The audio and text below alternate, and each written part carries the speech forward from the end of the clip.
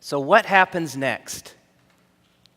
What happens next? You ever asked that question? In the years between the time I was 16 and 20, I went through a succession of cars. The first one was a 1976 VW Rabbit, and that was a great car. I don't remember how I destroyed that one, but anyway. Then the next one was actually my mom's station wagon. It was a 1978 Oldsmobile. And I used it as if it were an RV and stayed in it, and it was perfect because I could slide the surfboards in the back and head down the coast and stay overnight. Station wagons are awesome. I don't know why they went out of. I don't know why we don't have them anymore. They were great. And then my next one was actually a 1977 Chevy Malibu, and it had super huge doors that are probably longer than a lot of cars these days. But it was a two-door. And then I took my sister's Toyota Tercel, which was also a two-door hatchback, and I took it to Colorado with me when I went to college. And I used it in ways that it was not designed to be used. I took it on Jeep trails, and I took it off-road, and it did really well in the snow because it has front-wheel drive. And it was a wonderful car, but it finally broke down on a freeway as I was coming home into California. I was only about 10 miles from home, and it just completely said, that's enough of this life. And so my parents came and rescued me, and I have wonderful parents. They're very, very generous, and they have treated me very well my whole life. And they blessed me with a car that they thought would be able to put up with the kind of things that I put cars through. And so they bought me a Jeep CJ7. And that was a wonderful, a beautiful, probably my favorite car that I've ever had, a blue Jeep CJ7. And when I took possession of that car, I put it through the paces immediately. And my friend Alistair and I were in New Mexico, and we were heading back to Colorado Springs. And we'd gotten up really early at like 6 in the morning, and we started heading back to Colorado Springs. And we were coming down a mountain road. And the night before, there had been a big snowstorm. And so the roads were snowy and icy, and nobody was out on the road because, you know, people who have well-developed brains know not to go out on the road that early in the morning when you've had a snowstorm. But I had a Jeep, so, you know, we were good, is the way I saw it. And so we were coming down this mountain road, and there was a curve at the bottom, and we were coming down, and just as we got into the heart of the curve, the Jeep began to spin just like a top. And so we were just going around and around and around in this Jeep. And pretty soon, in just an instant, we found ourselves off the road, off the side of the little mountain, and on an embankment. And we were basically just like this. And the headlights were pointing into the sky. And what had happened is we had spun off the road, and we had just gone woof right into a snowdrift. And so we got out of the Jeep, and we looked around, and it was hard to get out of the Jeep because the snow was up above the doors. We had just gone woof spun right into that snowdrift. And we realized that we had just narrowly missed hitting a tree. As we were spinning, we could have spun right into that tree. And we also realized that it was very fortunate that we were facing this direction on the fall line of the hill, because if we had landed in this direction, we probably would have rolled. And I've seen cars spin off the road on icy roads and roll. It's not good. As they roll, metal starts to crumble and crush, and it's bad. And so we were very, very fortunate, and we realized how fortunate we were. But we were in this predicament. We were spun off the road, and we were like this. And so the question that popped into my mind as I got behind the wheel, we got out and we locked the hubs to put it into four-wheel drive, and then I eased it into four-low, and as I sat there behind the steering wheel, I thought to myself, what is going to happen next? Have you ever spun off of a road in your life and found yourself asking the question, what is going to happen next? Some of you may have asked that question, what's going to happen next, when you realized that you had written checks for more than you had in your account. And as you're doing your checkbook and you're balancing it out and comparing it to the bank statement, and you realize that you've overspent. Some of you have felt that question come up as you've sat in the exam room of a doctor's office, and as you sat there waiting for the doctor to come in, and that time, when the nurse comes in and they take your blood pressure and they ask you a lot of questions, that then the doctor comes and just asks you the exact same questions, so you're never really sure why you had to answer those twice. But anyway, in that time between the nurse and the doctor, when you're waiting to find out the results of a test, that question, what's going to happen next, comes in our mind. People in Scripture have had that question come in their mind. I'm sure that when Adam and Eve were banished from the Garden of Eden, as they had been pushed out of this wonderful, blissful existence, and they're standing at the edge, and they're looking out on the horizon of a world that they did not know, with all kinds of dangers, they probably were asking the question, what's going to happen next? And when Noah was floating around in the sea in his ark, and he had his whole family, and he had all of these animals, and they're just being tossed around in the ocean, drifting who knows where, I'm sure that the question, what's going to happen next, was floating around in his mind. And then there's David. He was a hero to Saul, but then he became an enemy of Saul, and he got chased all around Israel. And as he's being chased all around Israel and finding little places to hide, he was probably wondering, as Saul was chasing him, what's going to happen next? What's going to happen next?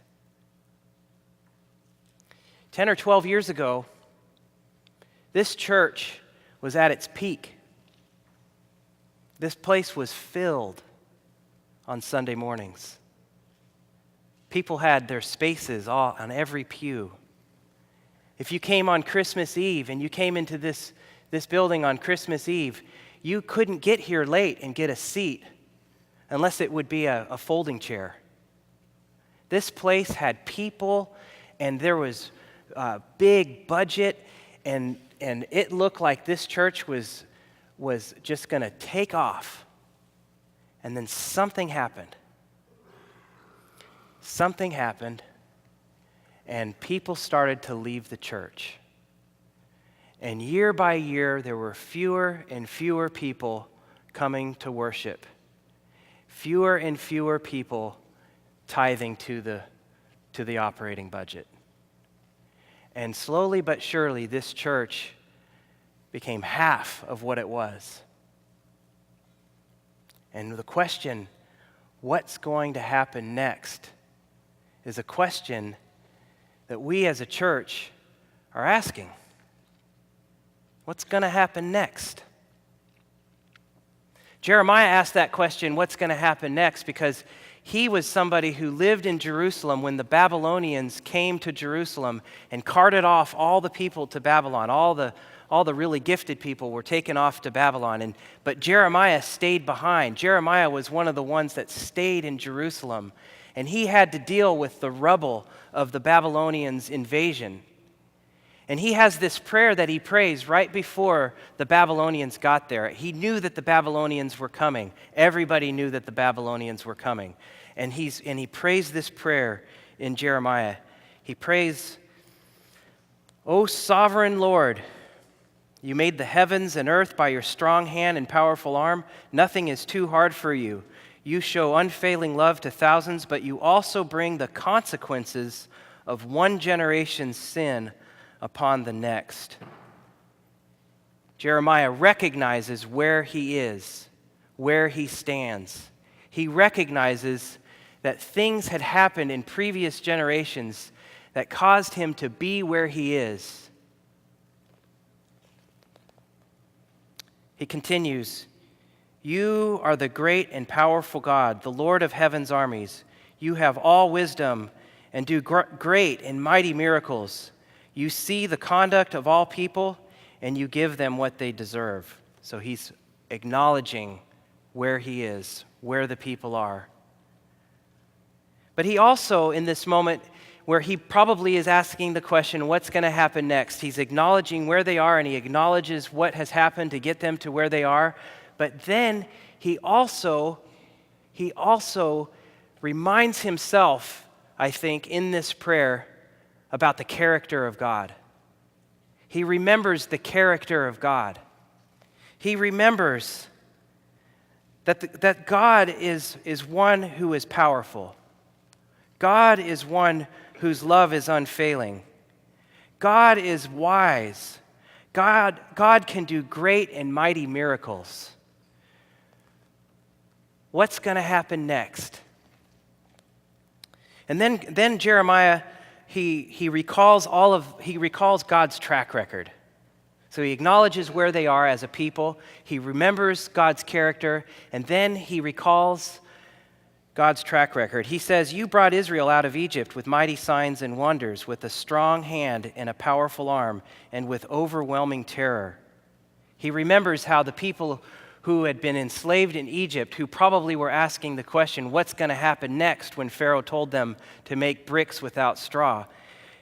Jeremiah remembers that God brought them out. With a strong hand and a powerful arm, he saved them. And then Jeremiah is reminded of Joshua and how Joshua led the people into the land that God had promised. And he says, "You gave the people of Israel this land that you had promised their ancestors long before, a land flowing with milk and honey. Our ancestors came and conquered it and lived in it, but they refused to obey or follow your word. They have not done anything you commanded. That is why you have sent this terrible disaster upon them." So he's kind of going back into that whole thing of, well, here's where we are. But he remembers that God saved them from Egypt and that God gave them the promised land.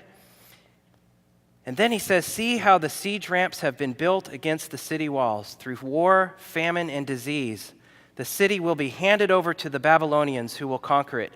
Everything has happened just as you said." So Jeremiah is recognizing where he is, remembering the character of God, recalling God's track record, and he's asking the question, what's going to happen next? And he continues with this, "And yet, O sovereign Lord, you have told me to buy the field. You have told me to invest in this situation. Why in the world would a person invest in such a dire situation?